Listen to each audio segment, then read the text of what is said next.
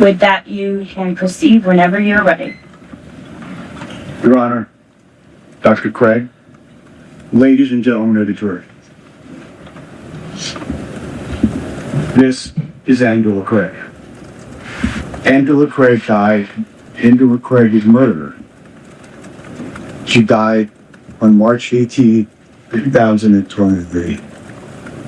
The last day on this earth, alive and were appointed, was March 15th of that same year, 2000. Angela Craig is 43 years old. She was 10 siblings. She's the youngest, 10 siblings. She was a mother of 6 children.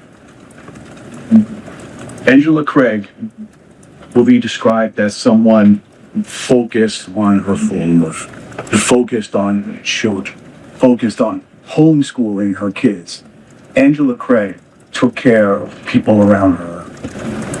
On March 15th, she checked in.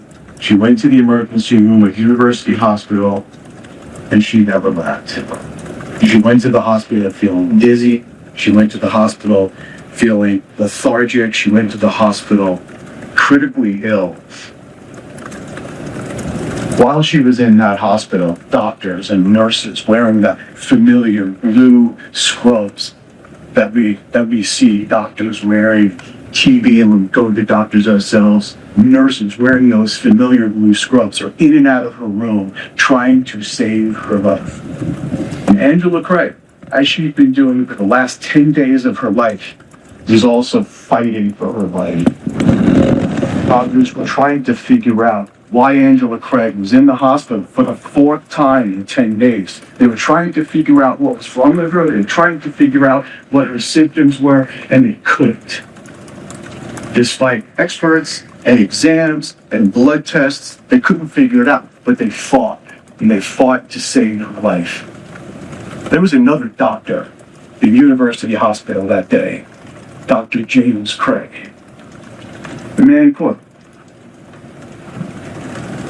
Angela Craig's husband, the father of her 6 children. And then Dr. James Craig also went into Angela's room, and he was also wearing those familiar blue scrubs of a doctor. But he didn't go into that room to save Angela's life. He didn't go into that room to fight for her life, to support her. He went in that room to murder her, to deliberately and intentionally end her life with a fatal dose of cyanide. He intentionally and deliberately, over the course of 10 days, ended her life with poison called arsenic, commonly used in history to kill rats, with a poison called tetrahydrozoline. You're going to know tetrahydrozoline by another name, Visine, eye drops. Another drug called cyanide. This case is not about Angela Craig, although we're going to talk about her and remember her. It's about what he did. It's about what the man in court did, James Craig. We're going to talk about the evidence in the case. I'm going to go through 3 timelines. And the timelines are going to come together and they're going to cross each other, but they're all going to end on March 15th. And the first timeline is Angela Craig's last 10 days on March 1st through 5th. Angela Craig went to Utah to visit family. She spent a few days with her sister Tony. They went to a genealogy conference in Utah. Genealogy, something they enjoyed to do, was a hobby they had. They had a good time. They were happy. Every day, at the end of the day, she would speak to the defendant because they were married, husband and wife. They made plans next year to go to another genealogy conference to trace the roots of some folks back on the East Coast. Because Angela Craig had plans. She was making plans to live. March 6th, Angela Craig comes home. March 5th, she comes home. She's with her family. She's with her husband. And her life changes on March 6th. March 6th, in the morning, Angela Craig wakes up. She drinks a smoothie. It's a smoothie that the defendant makes for her. And he makes a lot of smoothies for her. She makes a lot of smoothies for him. There's a photo here of Dr. Craig making a smoothie for Angela Craig on the 6th of March, 2013. Now, there's a photo of him in their kitchen. Yesterday we talked about things that happen behind closed doors. We're going to see a lot in this trial of things that happen behind closed doors because of a camera that was installed in their kitchen. Nothing unusual. Family member who's in the camera business. There are cameras installed around the house. One in the kitchen. It was a security thing. So we're going to see of the interactions between Dr. Craig and Angela Craig. We're going to see a lot of the smoothie Billy and smoothie baby. After Angela Craig gets up and she works out, and she works out hard, she prided herself on her workouts, she starts to feel strange, and she sends Dr. Craig a text. My stomach feels fine, but my head feels funny and dizzy. Very strange. And folks, for the next 10 days, the center of Angela Craig's life is trying to figure out what's wrong with her. Why she feels dizzy. Why she feels strange. Why she feels lethargic. Why she vomits. Later on, we're going to talk about it. Why she faints. Why her kids had to find her fainted. Why she had to crawl across the floor one morning. That morning, they go to Parker Adventist Hospital. They go to the emergency room. They meet with Dr. Pico, the emergency doctor. They figure out what's wrong with Angela Craig. They run the standard tests, CTs, MRIs, blood tests, and they just can't figure it out. And Dr. Pico, at the end of their consultation, sends Angela home and says, if it gets worse, come back. Angela Craig goes home on March 6th, and she immediately starts trying to figure out what's wrong with her. She searches the internet. She puts in her symptoms. She puts in things that she thinks could be wrong with her. We'll see some of them here. Now, folks, a lot of these timelines have a lot of dense information. You're going to want to read it. It's more to help me be efficient. It's more to help me get through this. You're going to see all of this in the trial. During deliberations, you're going to have all of it. But Angela Craig spends 3 days searching what's wrong with her. She spends 3 days texting her husband what's wrong with her. Because she doesn't know.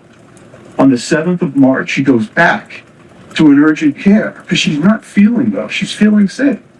She figures they couldn't figure it out in Parker. Let's try the urgent care. And they couldn't figure it out either. They send her home.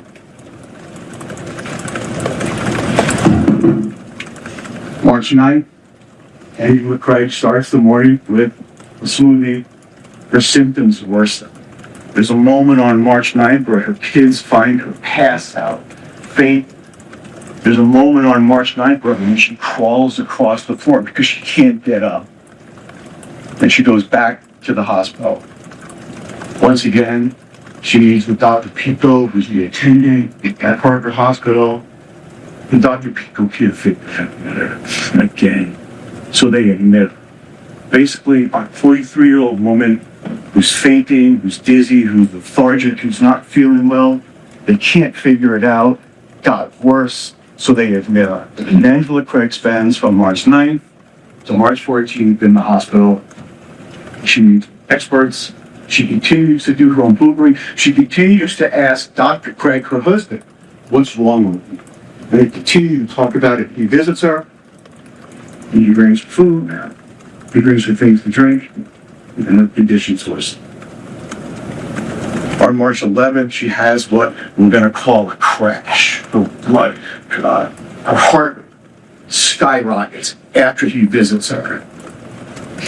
But they say that they fight to keep her alive. She fights to stay alive. Next couple of days, she's stabilized. She's not getting worse. Stays in the hospital, continues to worry, continues to be afraid. She gets frustrated at times. She gets angry. Why can't they figure out what's going on with me? And she expresses that frustration, that fear, that anger with her husband, who says nothing. Angela's brother and sister, they drive from Utah. They come to visit. She needs help. Kids need help. They come to help Dr. Craig. She's discharged from the hospital on the 14th. She goes home and she immediately starts to Google, immediately starts to search the internet, what is wrong with her. Within an hour, she's on that computer searching, what's wrong? Because she doesn't know, because she wants to fight for her life. Internal shiver, what causes those? Fall asleep, deep snore, internal tremors, what causes those? She doesn't know, she wants to know what's wrong with her. Obstructive sleep apnea, what could it be? She goes down a path thinking that maybe she has diabetes. She's gone down a path thinking maybe it was a stroke or a heart problem. She doesn't know. He doesn't know either, or at least Dr. James Craig never shares with her what he's been to. This is a photo of Angela Craig on the night of March 14th, 2003. Dr. Craig took that picture and sent it to a woman named Dr. Karen Kane. And it wasn't a doctor consult.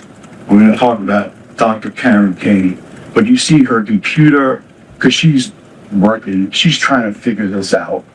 She wants to know what's wrong with her. March 15th, Angela Craig goes back into the hospital, and this is how she ends her day on March 15th. Her brain is dead from lack of oxygen. Over the next 3 days, her brain dies. Her brain dies. Her organs die from lack of oxygen. And Angela Craig dies on March 18th, 2003. Now, you're asking yourself, why? Why would Dr. Craig kill the mother of his 6 children? Well, what's the motive?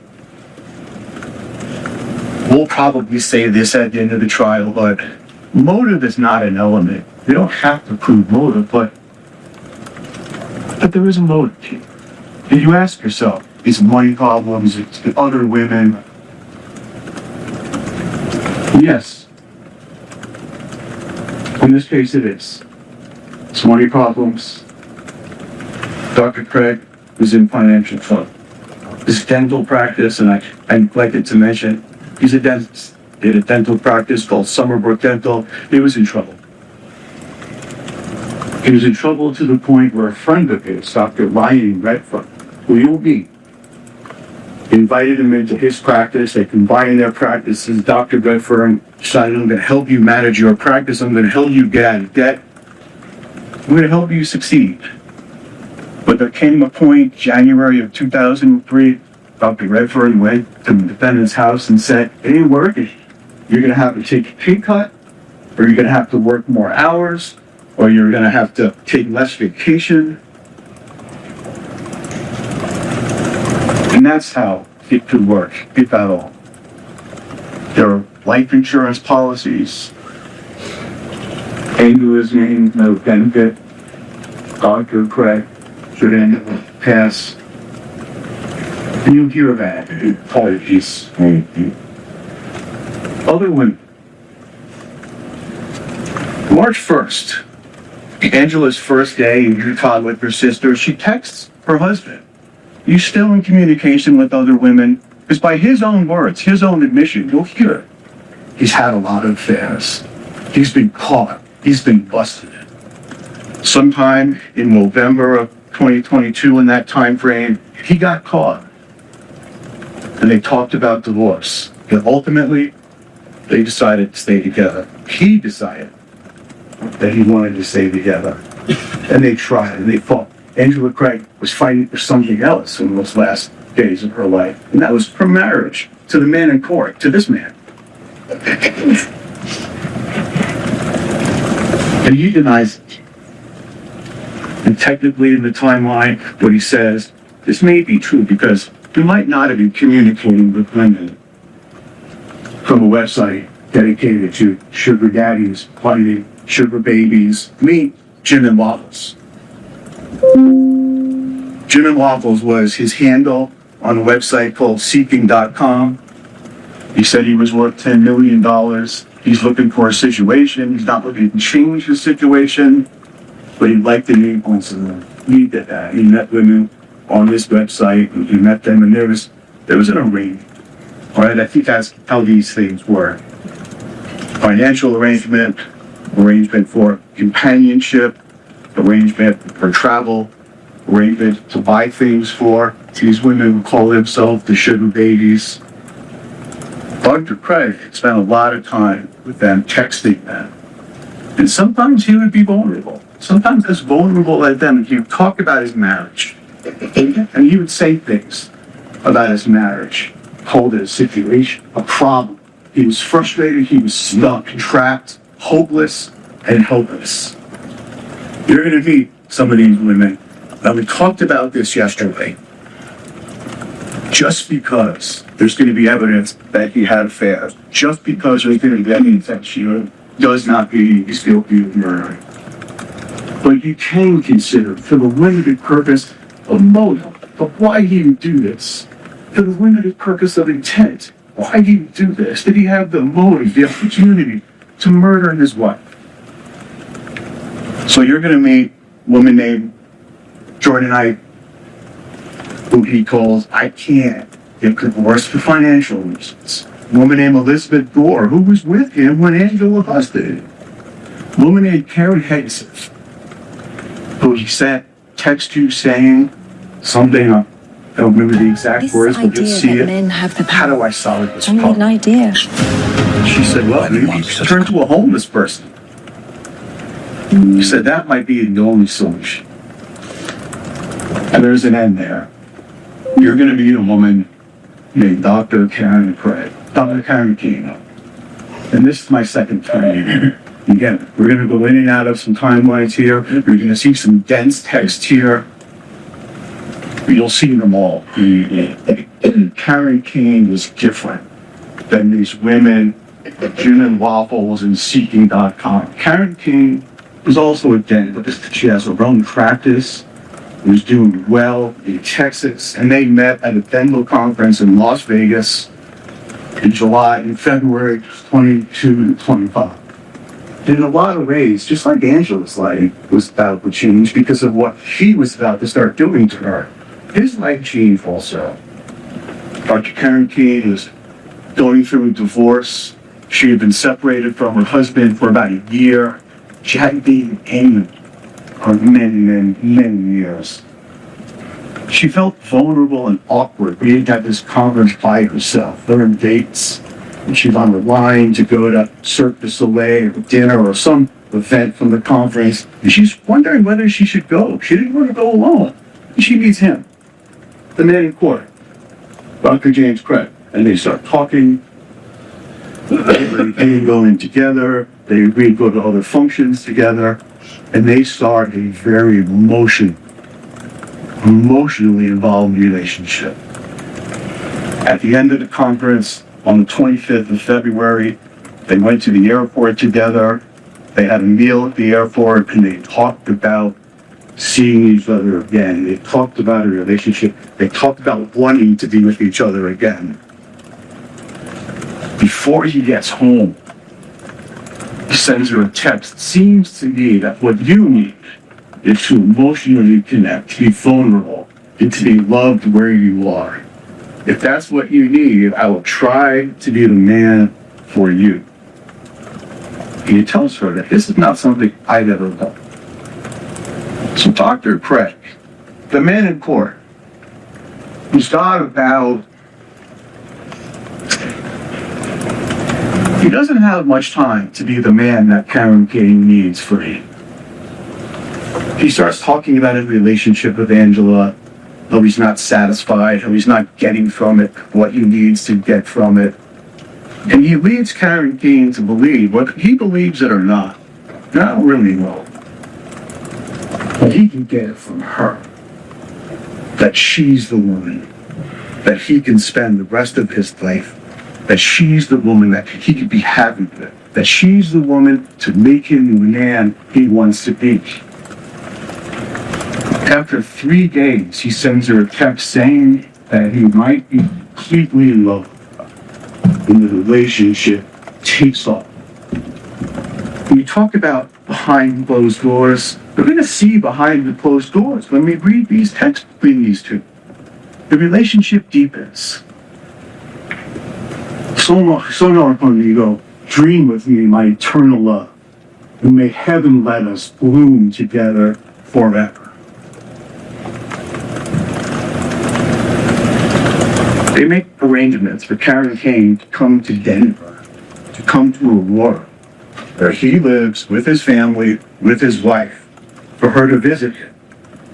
Because as far as Karen Kane knows, he's also going through a divorce, and he's got his own apartment, he lives in his own apartment, and he's no longer living in Denver. This trip, first trip planned was for the 9th of March. It's about 9 days away. He's got 9 days to solve this problem. He's got 9 days to be the man for Karen King, as he promised him he would be. He starts searching on the internet for poisons.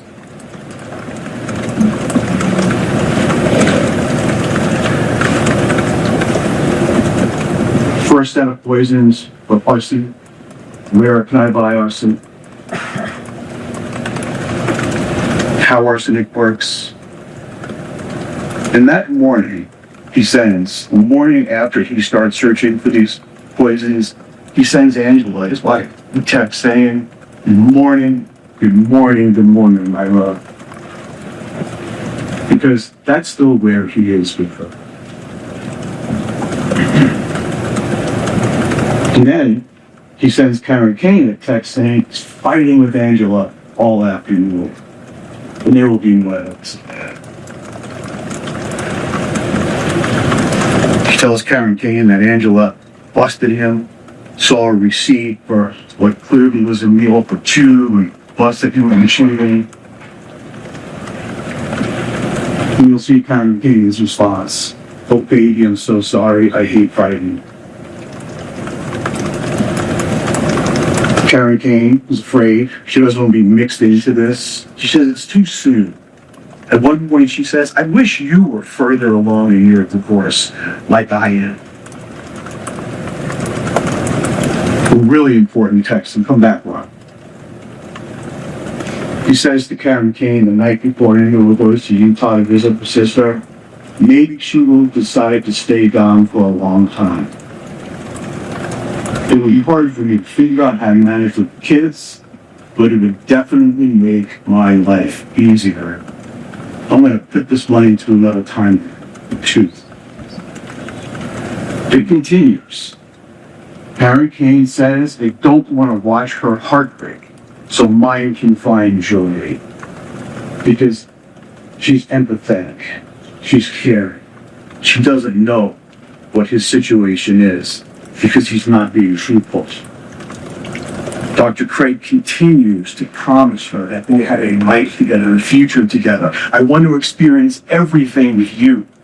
I want us to start at the beginning of everything in life and experience it anew. When he sends this text, he's got 7 days before Karen Kane comes to Denver. He's got 7 days to be the man that he needs to be for her, the man who promised Karen would be. He tells Karen Kane, just before Angela comes back from Utah, that he's sad. He's sad because he's going to have to go back to the apartment. And he's going to have to leave his kids in the house. And that's not true. He doesn't have it. But later on, after Angela dies and after all of this comes to light, he sends Karen Kane a letter saying, I'm sorry I wasn't truthful to you. I didn't want to lose you. You didn't have an apartment, but I didn't want to lose you. So he wants to be the man for Karen Kane that she needs. He doesn't want to lose her. How is he going to do that if he's married, living at home with his wife. While he's telling Karen Kane that he's living in an apartment, he's living with Angela. Here he is, she's on the couch, he embraces her, he gives her a hug on another day, same movement, hug on the couch. They are living as husband and wife, but he's got a problem, he's got a situation, he's trapped, and he's got 8 days, and there's a countdown, and as you see the dates on there, count them down to solve his problem.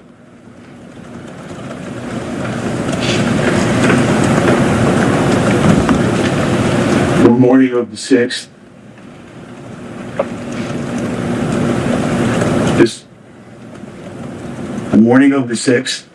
Angela texts him about the smoothie that he made. He texts her and says, "I love you so much." And then he tells Karen Kane that Angela felt sick. He talks about some smoothie she had and why she had to go to the hospital. And she simply says, "Pray." And then he sends a very curious text to Karen Kane. "Just for the record, I will never love you." Now, you'll hear from Karen Kane, and she's going to talk a lot about red flags. There she is.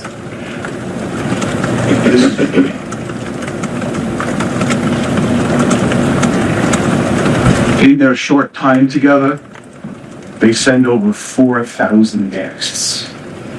There are over 80 expressions of love, specifically, "I love you." They are planning a future together. They are planning to live together in eternal love, to start anew, to experience everything together. He never wavers from that with Karen Kane. Ever. He writes her a song. He sends her a song. You're going to hear, he also sent a song to Angela Craig. You're going to hear, he also sent the song to a woman named Carrie Hexat. But he sent her something. And they plan the future together. He talks about telling Angela's brother, or talking with Angela's brother about this divorce that's coming.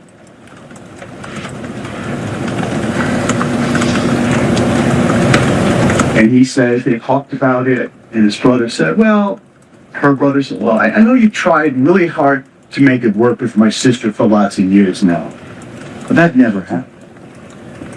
That conversation now is keeping Karen Kane on the run. This is March 13th, 2003, 2 days before Angela's final hospitalization. They had changed that original trip because Angela got sick the first time, and Karen Kane said, "I don't want to be alone." March 13th, 2 days away from becoming on the new dates of March 13th, 2003. 2 days. At one point on the next day, he sends Karen Kane a text and says, "Can I share something?" She accused me of the reason she's sick. Another curious text. Another red flag.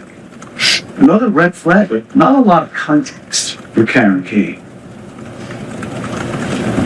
March 15th, these timelines come together on March 15th. He tells Karen Kane he's going to go dark for that day. He doesn't want to scare her, but he's going to go dark from time to time. Karen Kane is coming the next day. He knows what he has to do. But it's that morning, about an hour later, hour after he tells Karen Kane he's going to go dark, Angela texts him that text. I point a lot, I'm sorry. Angela sends him that text saying, "I'm feeling dizzy.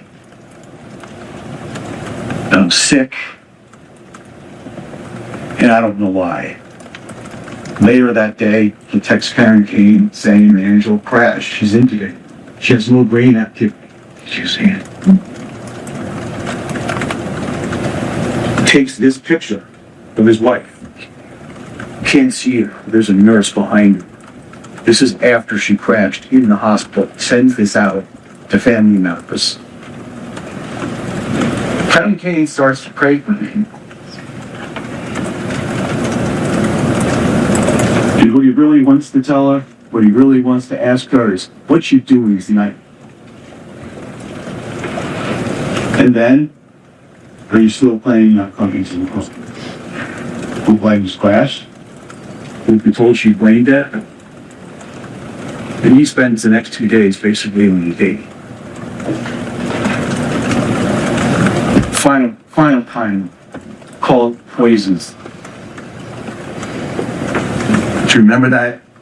February 27th, 2003, they made arrangements for Karen Kane to come to Denver to spend time with him.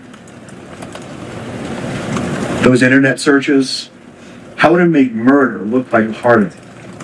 Tetrahydrozoline poisoning kind, lethal dose is arsenic and metal. Is arsenic detectable on autopsy? Oleander is a dangerous, poisonous plant. The 5 most dangerous chemicals on Earth. Beware to buy arsenic. I'm going to put this one back up. See, these timelines could cross. If she were to stay gone, it would definitely make my life easier. And it's around that time that he really gets serious in his opportunity, in his motive to murder his wife. Because it's at that time that he orders arsenic off Amazon.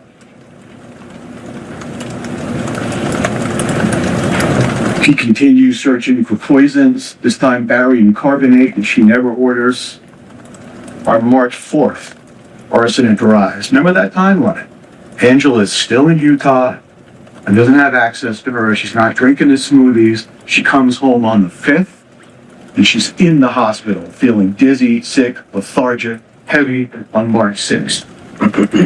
They changed the ticket around that time. I got the date wrong on that. But they changed the ticket for Karen King to come and extend it out to the 16th of March. It gives him more time to be the man that she needs. It gives him more time to solve his problem. He starts researching tetrahydrozoline, his Visine.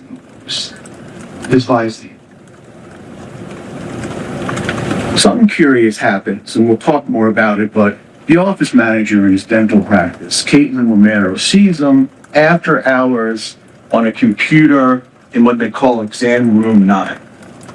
And it's got the dental chair and all the tools, and it's got that screen up there. He's got his own office down the hall. He shares with another dentist. He's got a laptop on his desk. He's got a desktop on his desk. No one was in the office. The other dentist wasn't in the office. But for some reason, he's down the hall in exam room 9 using that computer. Caitlin Romero thinks it's odd. She says goodnight. You're going to lock up. He agrees to lock up. And she leaves. And about 20 minutes later, he gets a text from her saying, I'm expecting a personal package. When it comes, put it on my desk. He goes to work purchasing oleander. Oleander is a deadly plant. Came up on one of his lists of world's deadliest plants. And he orders it online. He orders it from the Jim and Waffles email list. And they're suspicious of this. Why do you need this? Why do you need oleander? And his response is, so I'm guessing it hasn't shipped yet. He really needs it. There's some emails back and forth where he's desperate to get this oleander. This is all in that time frame when Angela came back from the days of it and Karen King coming to Colorado. He sends them an email explaining why he needs it. And he talks about how he's a researcher and he's not going to use it on humans or animals, and none of it is true. And then he goes to King Soopers and he buys a lot of Visine, which we know to be tetrahydrozoline. We know that he knows the timeline and how much to use to kill someone because he's been researching and reading about. He orders cyanide on March 8th, 2023. My math isn't great. He's got about 8 days before Karen Kane comes to Denver. There's a whole bunch of emails back and forth between Midland Scientific or Important Cyanide, or saying, when is it coming? Can you do it overnight? And they also want to know why he needs it.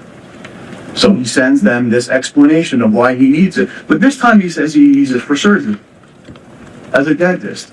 And that's not true. It wasn't true.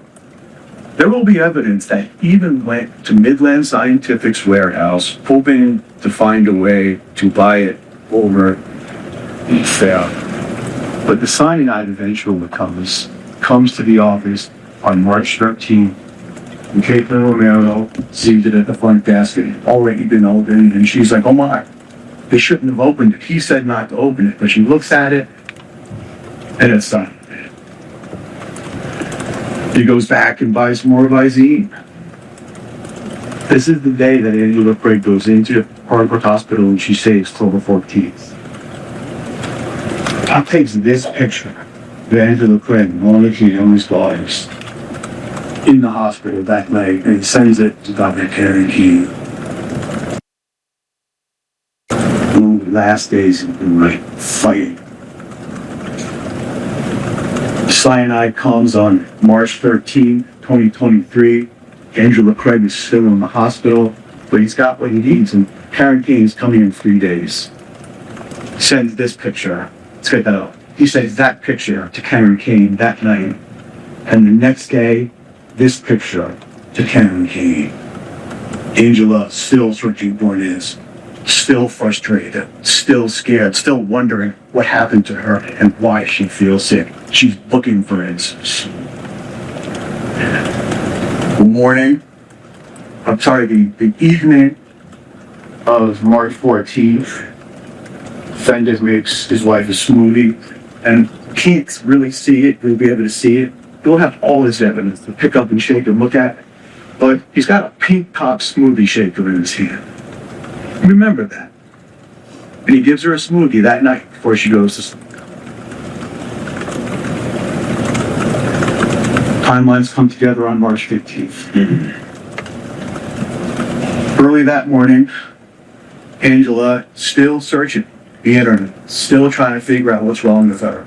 This is her search. She's looking for emergency room. She's looking for that emergency room over on Colfax University Hospital. At 9:35, the defendant texts his sister-in-law, because remember, her brother and sister-in-law are there taking care of her, and he wants to make sure that he gave her this medicine called clindamycin. Now, you'll see some text between the defendant, Dr. Craig, and his wife. Put that back. About clindamycin. He told that the ER docs at Parker Hospital drive his Canadian. It's an antibacterial, anti-infection medicine. She was on one when she went to the hospital. Z-Packs, before we take them in, what's wrong with us? He was taking Z-Pack. It's a pill, it's not a capsule. But he wanted to make sure Angela's sister-in-law gave her this in the morning of March 14th. Capsule. You'll hear his own words how you could empty out a capsule and put something else in it. And that's what we did. The evidence that's believable, the evidence that's reasonable, the evidence that's credible, the inferences which make sense, is that you put the cyanide in capsule. Because almost immediately after she took it, almost immediately after his sister-in-law texted him and said, I gave her the clindamycin, or I gave her the meds, she gets really sick. And they rush her to the hospital. They text her at about, they text him at about 10:25, taking her to the hospital. She's not well. His next text is to Karen Kane about something she said to him was so hot. How she must be breathing so heavy because it's so hot. When she gets to the hospital, they do a blood draw. They take her blood. As they did when she left Parker Hospital on March 14th, as they did when she got to Parker Hospital on March 9th, But they're not looking for cyanide or arsenic or tetrahydrozoline. These are standard blood draws that they do in the hospital. Any doctor would know they're not going to find that stuff in these standard draws in the hospital. But fortunately, they saved all of that blood. They saved vials of that blood. Then he gets to the hospital. He leaves at one point. He says he's going to the office because he has work to do. But he doesn't go to the office, he goes home. He comes back to the hospital.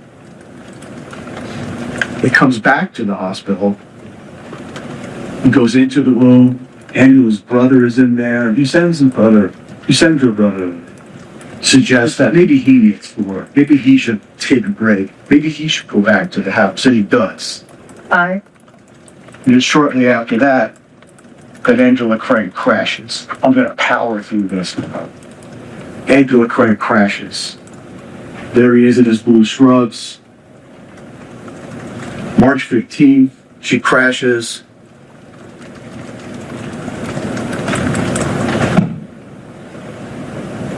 And that night, Peyton Romero calls Dr. Redfern, his partner, and says, you know what? There's something weird happened. Something weird's going on. Remember tells him about March 6th, tells him how he's back in that room using the computer. Tells him about the cyanide.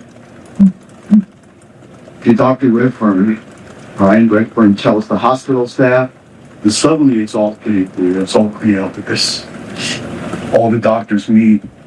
They talk about giving her an anti-cyanide antidote, and they give it to her, but there is some improvement, but it's too late. Her brain is already dead, and she spends the next 3 days dying. The police get the computer in exam room 9, and these are all the circuits they found for poisons. Days. I'm going to skip to the most important part of the autopsy, and it's the blood results from Prosecution. When Angela Craig got to the hospital on March 9th, she was positive for a lot of us. Not enough to kill them. It was kind of the first one. When she left the hospital on March 14th, she was negative for cyanide. When she got to the hospital the next day, she had some cyanide, she had tetrahydrozoline, and she still had some arsenic in her system. Later that day, after she crashed, after he was in the room with her alone, she had a lethal amount of cyanide in her system. You're going to hear from some experts who are going to say that deadly amount of cyanide was given to her while she was in the hospital, just before she crashed. Because that's, you know, that pink smoothie that he gave her the night before she went to the hospital? FBI lab, just because it's a special lab that can test for this kind of stuff, they find tetrahydrozoline, and that's the share.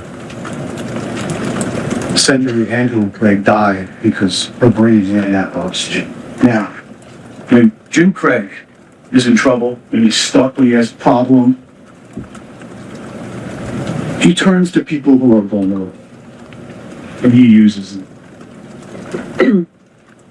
After he was exposed, he sent his daughter a letter asking her to fake evidence of business, fake evidence that her mom committed suicide. And he gives her specific directions on how to do it. Buy a cheap laptop, install a VIN, install in some browser, some software to do it. At the end of it all, destroy the laptop, and I love you. I'm sorry to ever have to ask for this help. That doesn't work because she knows it's wrong, and she turns him in. And that doesn't work. He turns to another inmate at the jail called Chief Bohannon, and he gives him a map of his house and tells him where the pictures are, and he instructs him to plant evidence. Plant evidence that the members of the church would find and turn over to the police. And that doesn't work because hand turns him in. He talks to another inmate named William Waldon, and he sends him a script and offers him money. And he wants him to find women to pretend to be friends of Angela, to call his lawyer. He's come to court and testify that Angela told them she was going to kill herself and she wanted to kill suicide. Grandpa? And that didn't work. Now, at least for more than 30 seconds. And that didn't work. With Jim Craig gets stuck. He turns to murder. And he asked another inmate to kill what he called the worst guilty attempted in town, Bobby Olson. And they talk about murdering Bobby Olson, some other inmates he thinks were reporting on him. And that didn't work either because that inmate turned him in. And finally, he sent a letter to that inmate's ex-wife with that same script. Find some witnesses, find some women, tell them to say this, and I will pay you. Because you can free sentence. And that didn't either. Hey, folks, I have to sit down. You're going to start to hear evidence soon. Later this morning, we've heard it all. There will be no doubt that the evidence that's believable, that's reasonable, that's credible, the inferences from that evidence, that the defendant is guilty. Dr. James Brett, the defendant, the man in court, is guilty beyond a reasonable doubt of the crimes he's charging, committed here in this county, in this state. Thank you.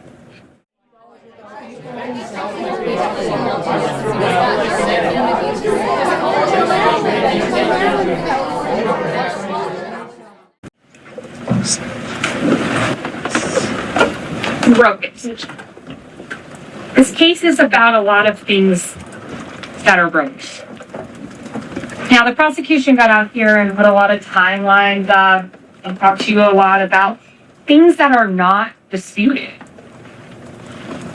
I know that probably surprises you to hear them say that. But we're not disputing that Angela got sick. We're not disputing that Angela was in and out of the hospital, urgent care. We're not disputing that Angela had poison in her system. And we're not disputing that she died. Really, the crux of this case is how. Right? Now, I would submit to you that over the next couple weeks, you're going to hear a lot of evidence. Okay? And the how is going to be based on speculation and assumptions. Which, we're going to go over the definition of reasonable doubt here in a little bit. That's exactly what you can't consider. You can't consider speculation. You can't speculate.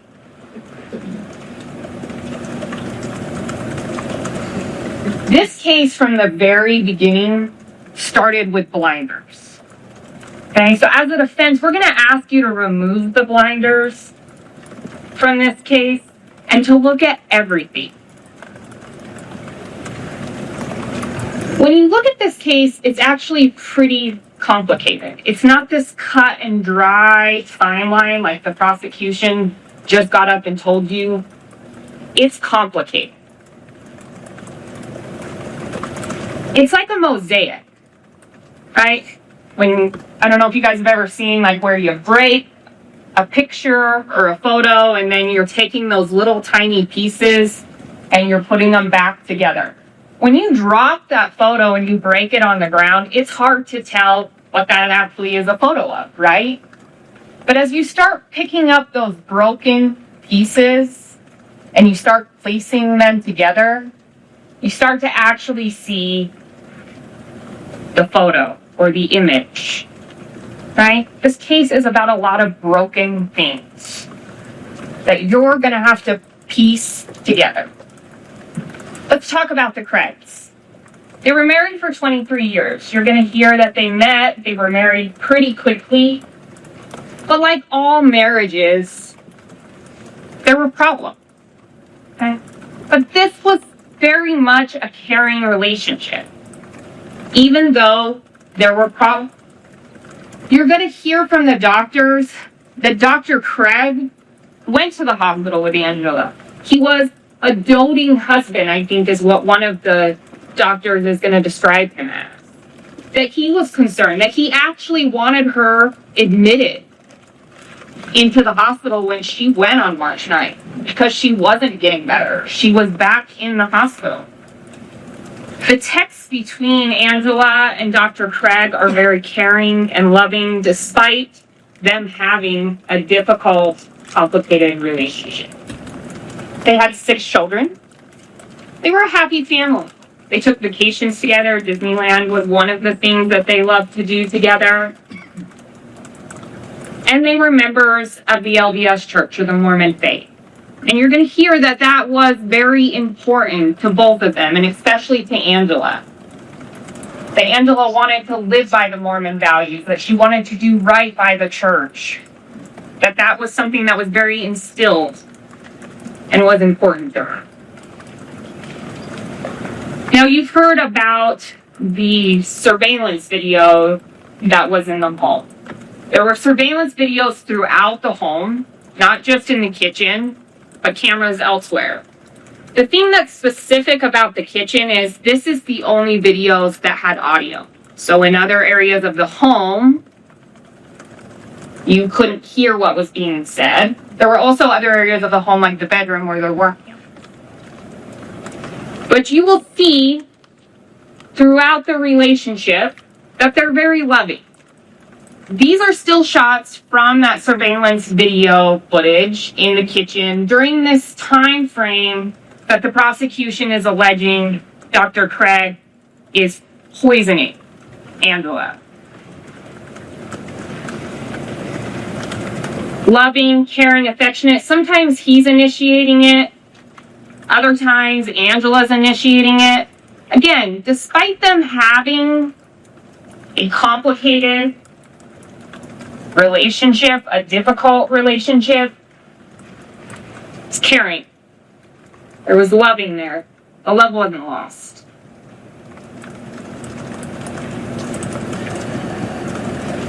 But the marriage was broken.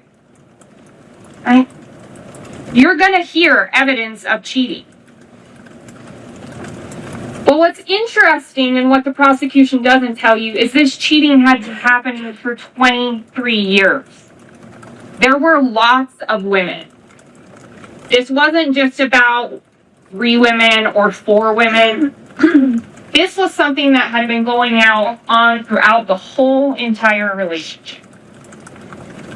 And there's nothing new about Miss Kane. I know the prosecution is going to argue that and tell you that she's some sort of motive. She's just like all the rest of the women that Dr. Craig was having affairs with. There were lots of texts with other women. Essentially, Dr. Craig, and you will see and you will hear this throughout testimony, is he was saying to women what he wanted to be able to get certain responses back from him, to feed his desire to get attention and to be wanted. Karen Kane was no different. This was nothing new. You are going to hear about money issues, but they're not to the extent that the prosecution wants you to believe. They want you to believe that Dr. Craig was in such dire strait money issues that that was somehow a motive to murder his wife. That's simply not the case. What you're going to hear is that in 2021, Dr. Craig and Angela filed for bankruptcy. You're going to hear that his dental practice did have financial issues, and so he brought in a partner, Ryan Whitham. But you're not going to hear that there were dire straits. The mortgage was always paid. They had cars. Their children were well taken care of. They were going on vacations. And the most important thing is Angela knew of the financial circumstances. It wasn't like Dr. Craig got them in such a bad financial situation that he couldn't tell his wife, and so he had to kill her. Angela knew of the financial situation, and in fact, she contributed to that financial situation. She liked to spend, she had her own cards. She contributed to the financial problems that they were in. You're also going to hear that part of the broken marriage was doing right by the church. Angela really wanted the family unit to stay together. She knew Dr. Craig was cheating.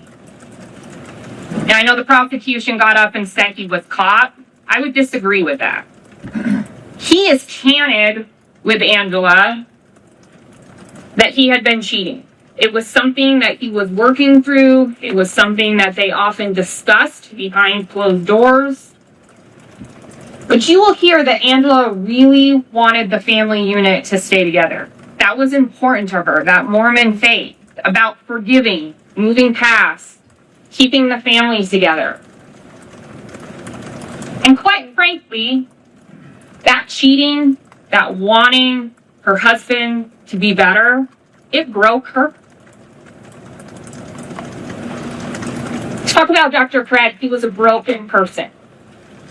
Again, he wanted to be better. He had conversations with Angela several times about his cheating, talked to the bishop of a church,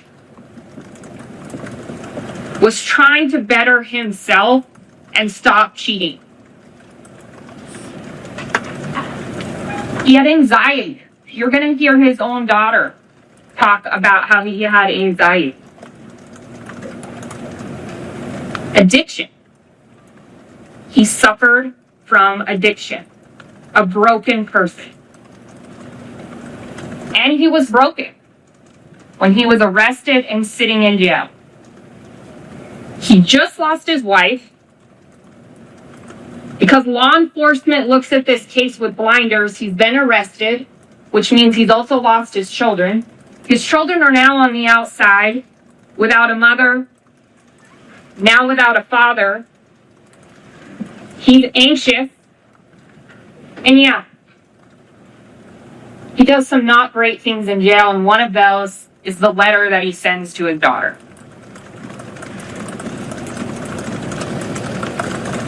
A broken person who's in a very dark place because blinders were put on by law enforcement can sometimes lead people to do things that are out of character. Let's talk about Angela. She was also a very broken person. She was a mom. She was a mom of 6. Being a mom is maybe the toughest job out there. Being a mom of 6, very difficult, ranging from toddlers to teenager at the time. She was a stay-at-home mom. She was providing the care for these children while Dr. Craig was at home. She had a lot on her plate just being a mom. On top of that, she was feeling very isolated. You will hear that she did work for a period of time, but for the bulk of time leading up to March 15th, she had been a stay-at-home mom, and really that's all she did. She worked out at home, and she took care of the kids. She was isolated in that home. You will hear witnesses describe her as extremely private. She was not somebody who was going to tell her internal struggles, her marital struggles, what was happening to others. Saving face, right? She's a Mormon. That family unit is very important to her. Her being a mom and a stable mom for her kids is also very important to her. She wasn't about to tell people about her internal struggles. She wasn't about to tell people about her marital struggles. She was saving face.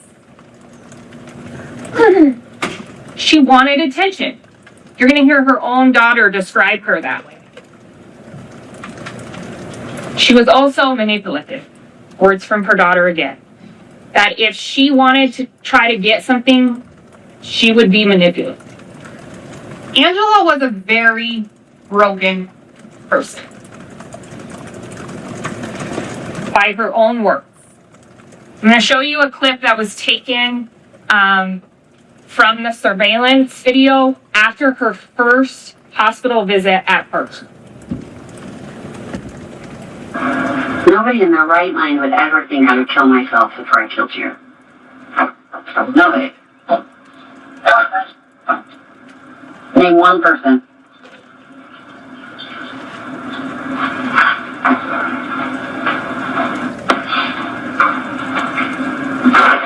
It may not be your fault that they didn't do their due diligence or anything like that, but it's your fault they treated me differently.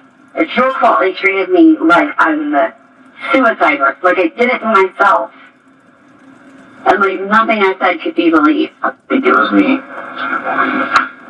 Because I didn't say you were, I'm afraid she did this to herself. I just said, are you going to do a drug panel? You think that's not enough? But you could tell the way she said, she's like, yeah, we're going to do one that's routine. She's like, it's really weird because she says this. Like, I don't know if she didn't say she did. Neither of us said, I think she did this to herself, or I think she took drugs, or I think that. Neither of us said that. And how do you think it would have gone if you had actually suspended me? Well, I also wanted a drug panel because you were accusing me. I wanted that for me, too. Yeah, well, everything about that whole interaction was 100% selfish and had nothing to do with being there for me. You weren't there for me. You didn't. Because you were too concerned about what you were concerned about. It's not like you did not ask. You asked all the details of every medical, everything, everywhere we go. And you didn't even ask. When they said it was high, you didn't ask.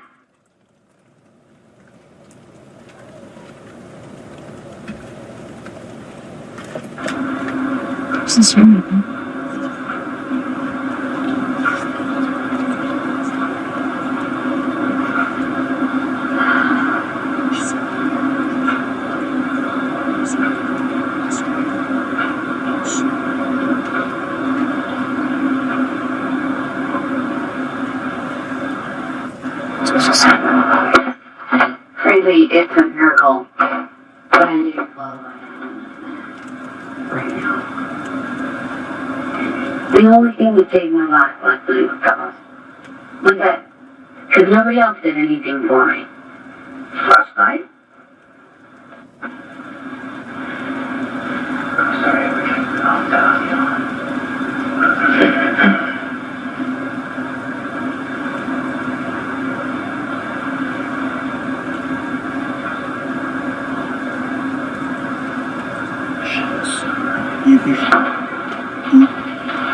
We keep you healthy.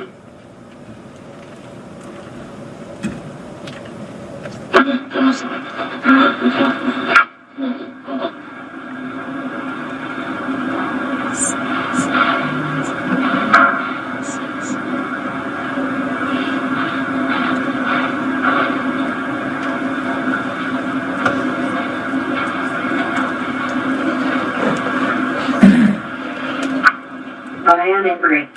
I'm angry at you, and I'm angry at them, and I'm absolutely filing a complaint with the hospital. They didn't do anything.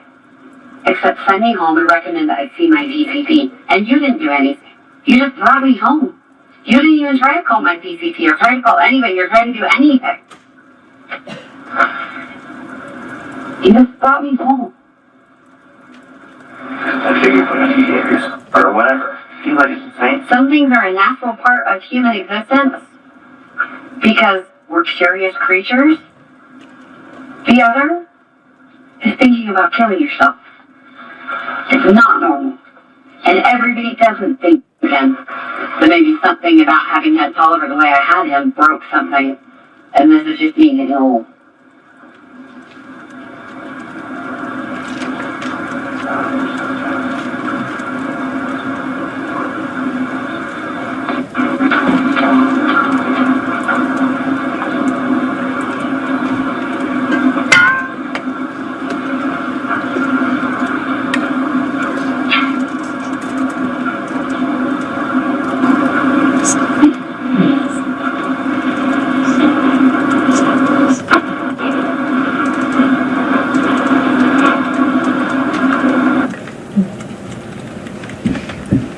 Something about the way I had Tolliver broke something. And this is just me getting old. That's what she says at the end of that when she is talking about taking substances. And there's a couple of interesting things in this video. One is that you hear Dr. Craig talking about how he was asking for a toxicology screen the very first time she went to the hospital. Why would you do that if you were poisoning your wife? He also said right before Angela states something about the way I had Tolliver, who is their oldest child, broke me. You can hear Dr. Craig saying when she's saying you didn't do anything and you just brought me home, he says it's because of what you took. And she was broken. And in fact, by her own word, she was broken. She was struggling. This is a broken perception. Right? We talked a little bit in jury selection about not everything is the way that it looks when you look at it, right? Like you've probably heard the expression, don't judge a book by its cover, because you might think the story's about something and then you dive in and it's actually not about that, or there's a lot more detail. That's what this case is about, right? This was about a family who, looking in, Angela and Dr. Craig looked happily married. There were no problems. Angela's mental health seemed fine. Dr. Craig's mental health seemed fine. Everything seemed fine because Angela and Dr. Craig kept things within their four walls. And not just within the four walls of their house, in the four walls of their bedroom. Their kids didn't know what was going on, right? They were talking about the mental health struggle. They were talking about the cheating. Those were things that their kids didn't know about. From the outside looking in, again, it seems cut and dry. But it just wasn't. There was a broken perception.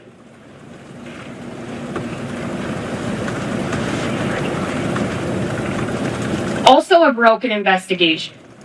Tunnel vision on Dr. Craig.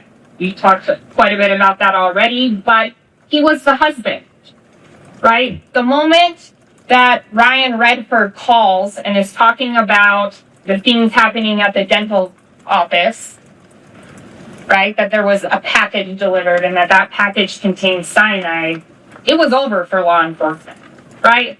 They had tunnel vision. It was all about the husband, Dr. Craig, who worked at this dentist office where cyanide was delivered. And you're going to see that drove the whole entire investigation. And again, what we're asking you to do is to take off those blinders and look at the bigger picture. You're going to hear about a journal that Angela had. The interesting thing about this is a homicide investigation where law enforcement goes and searches the home. They don't find Angela's journal, but somehow that journal is found in the home by her family and is turned over to law enforcement. Do you want to know what else is interesting? The whole journal isn't turned over to law enforcement, just certain entries. In that journal, though, you will see the struggles that Angela was having, right? Where she's talking about being isolated, where she's talking about the struggles of her relationship, that Dr. Craig's cheating and infidelity broke her. They never find any arson or cyanide. They also never get surveillance footage from Summerbrook Dental, the dental office where these searches were happening, where the cyanide was delivered, where Dr. Craig worked.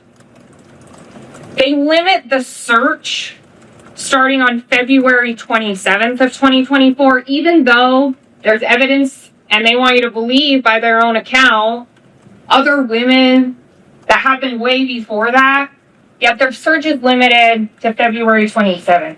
They never interview the church bishop, which we know is an integral part of this family.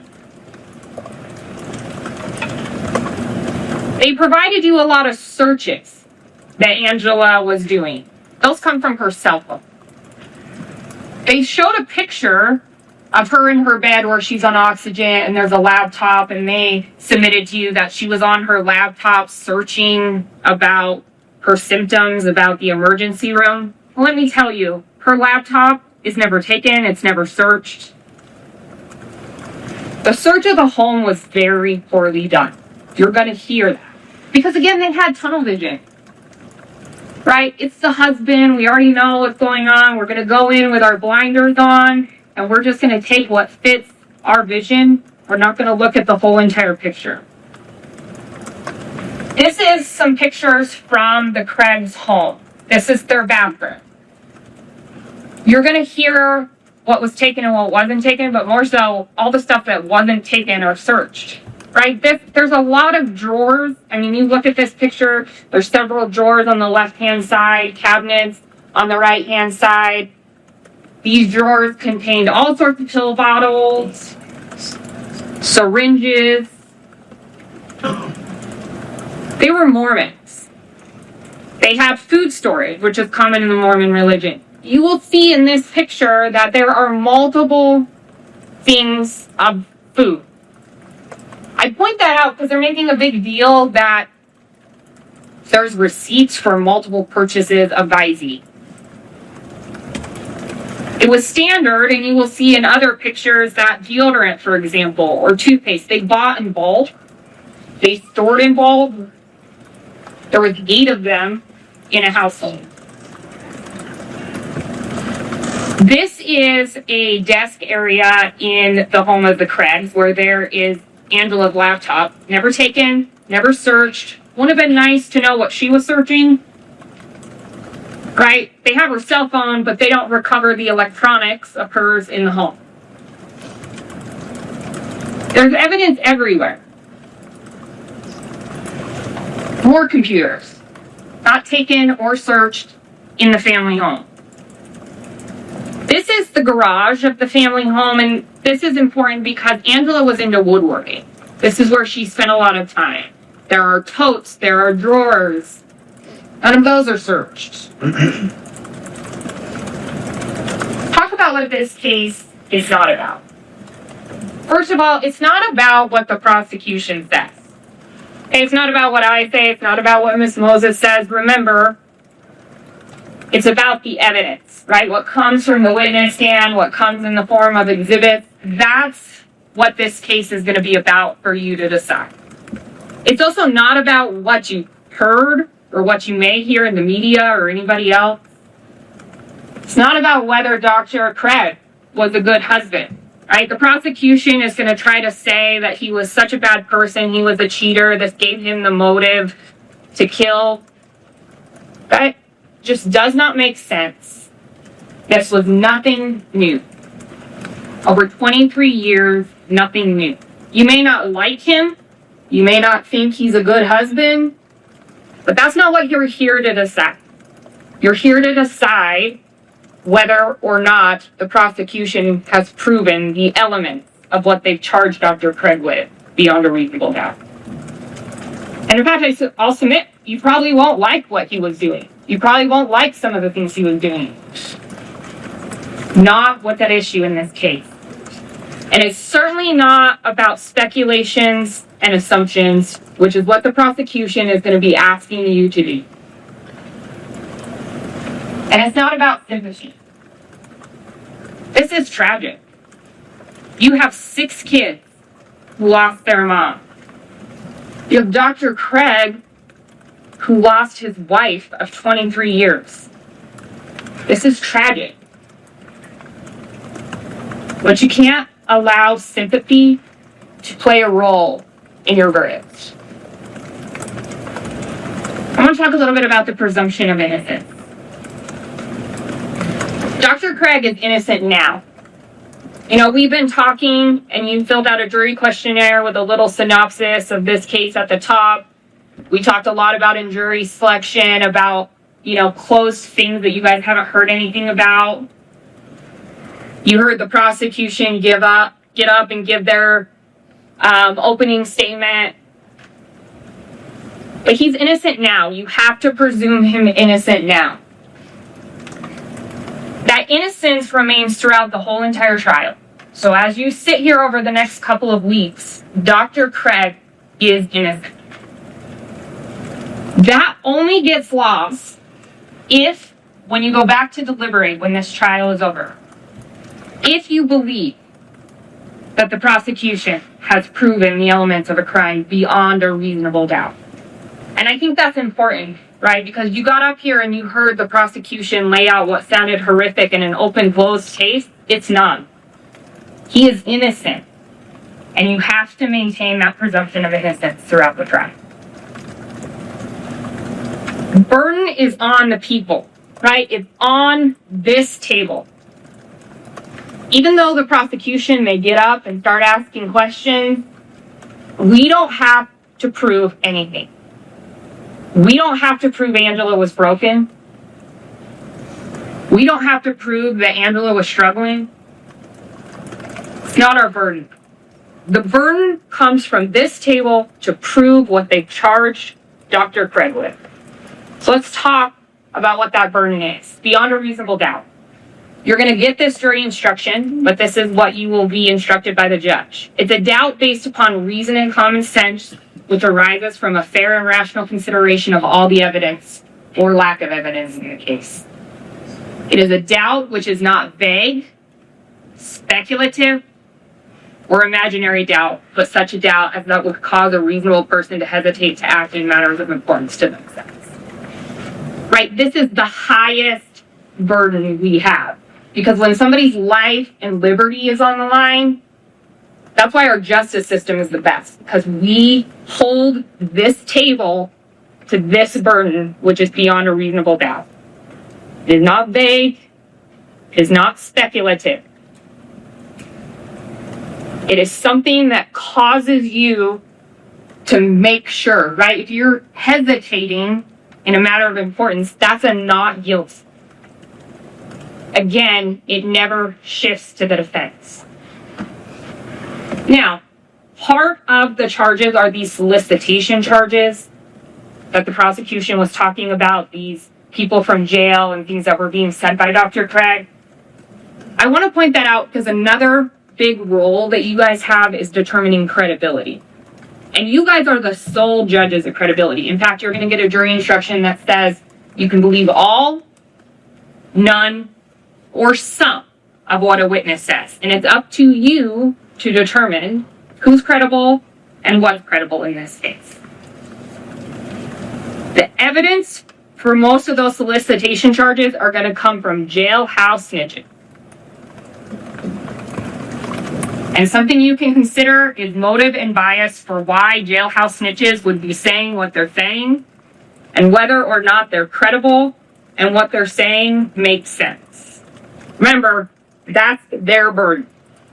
And those are their witnesses that they're going to bring forward to try to convince you that there's proof beyond a reasonable doubt. Ladies and gentlemen, at the end of this trial, Ms. Moses is going to get up here and she's going to ask you to find Dr. Craig not guilty. Because it's the only verdict that you're going to be able to render once you take those blinders off. Once you start looking at this case and put that mosaic together, start filling in those pieces, although it may look a little disoriented like those scales of justice, when you start picking up those broken pieces, the only verdict that's going to make sense, that's going to fit with the evidence, is a not guilty verdict.